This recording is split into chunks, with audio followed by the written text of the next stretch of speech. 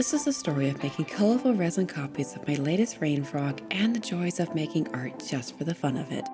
This starts with a Breviceps frog I previously sculpted in Super Sculpey polymer clay. They do indeed have frowning faces like that.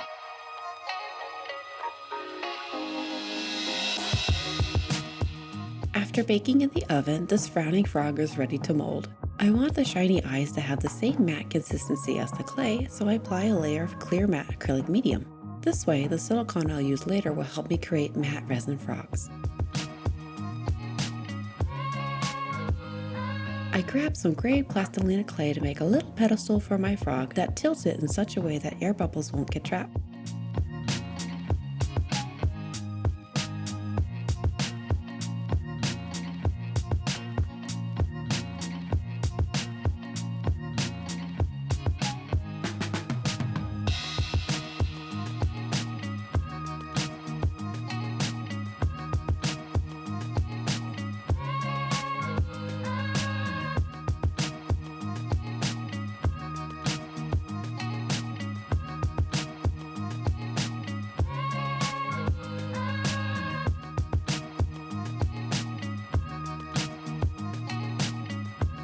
Next, I grab my smallest glass bowl that I've saved just for mold making.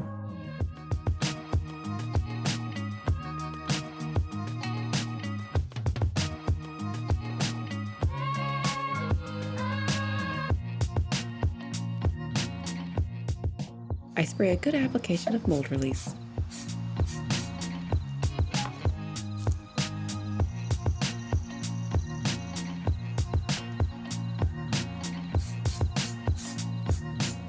The silicone I'm using is Smooth On's Dragon Skin 10 NV, which mixes in equal parts.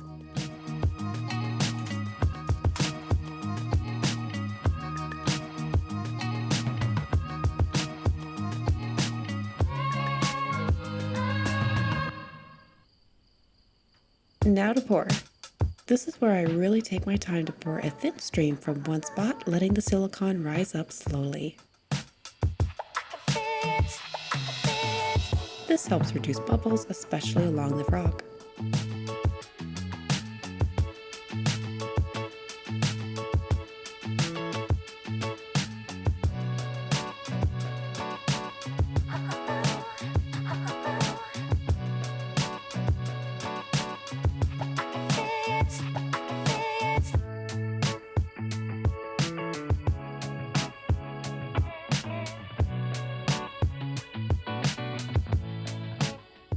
After waiting over an hour, I carefully remove the new mold from the glass.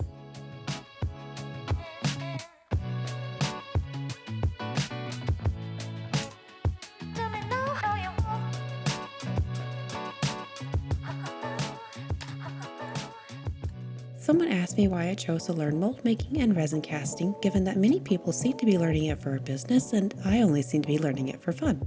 And, well, that's the answer. I'm learning it because I find it fun to make resin copies of my sculptures for my own enjoyment. While I've always loved resin copies of animal sculptures by other artists, I found the DIY aspect of making my own sculptures into resins more irresistibly attractive. The budget-friendly aspect of making my own was also attractive. And so here I am, learning sculpture, mold making, and resin casting purely for the fun of it, because it brings joy.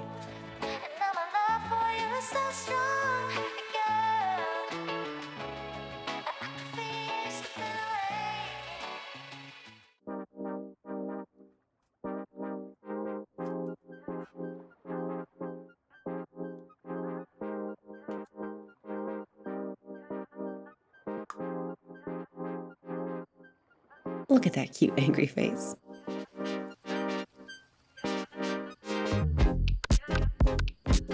I use the water displacement method to see how much resin I'll need. The difference in water height is my amount.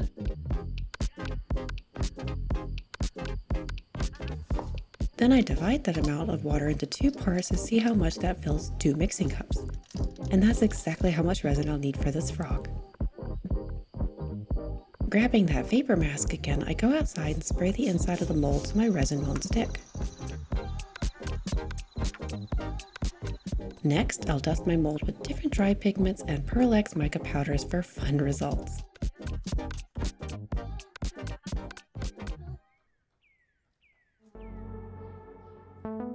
This is another joy of making art for fun, the freedom to experiment. I find I make the most artistic discoveries and am more likely to try bold material choices like colorful resin when I'm just making art for fun.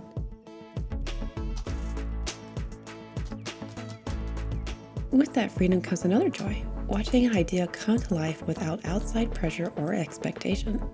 When it's for fun, I have no worries about deadlines or meeting the expectations of a client brief or requirements of a boss.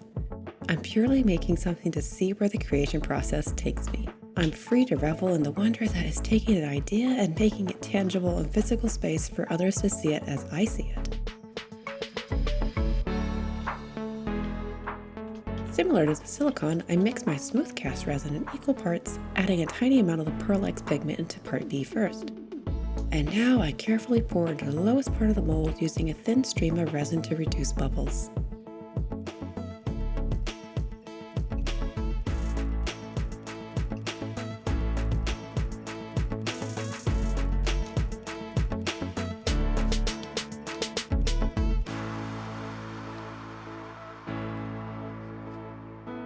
Nice, first frog.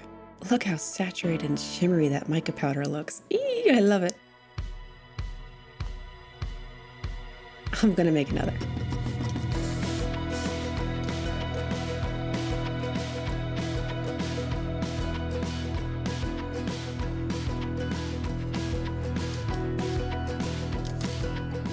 This frog got a mix of blue mica powder and talcum powder for a lighter blue result.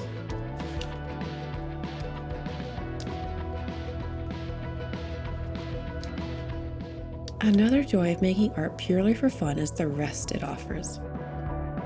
Fun projects allow me to creatively recharge and serve as a reminder that non-monetized activities are also valuable to the day-to-day function of any artist, professional or amateur. Getting rest and creative recharge from a fun project helps my artistic growth. For the next frogs, I'm experimenting with Stuart Simple fluorescent dry pigments. I love this hot pink color. You've got to have at least one green frog, right? From one little angry clay frog, I now have a small collection of frustrated amphibians. Because misery loves company, right? Now let's paint them.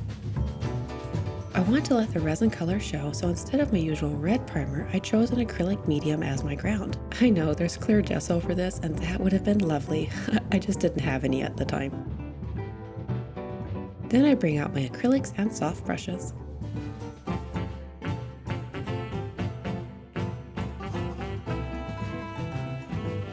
I take my time with watered down layers so I can control the smoothness and create transparent softness where I want.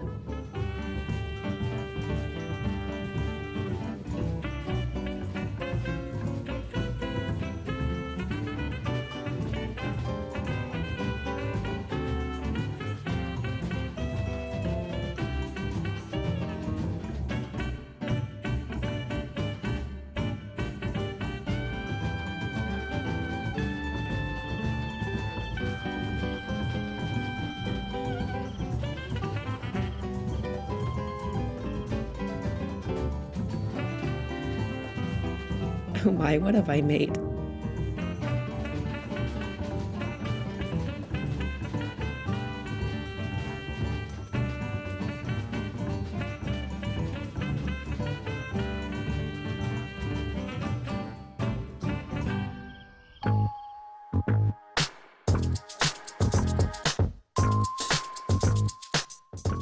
I'm so happy with these colorful frogs, and I hope you enjoyed a little glimpse into why I love to make art projects for the fun of it. I certainly find it gleeful and refreshing to make art that simply just exists and its only purpose is to bring joy to my home. Thank you so much for watching, and I'll let you get back to your day. Bye!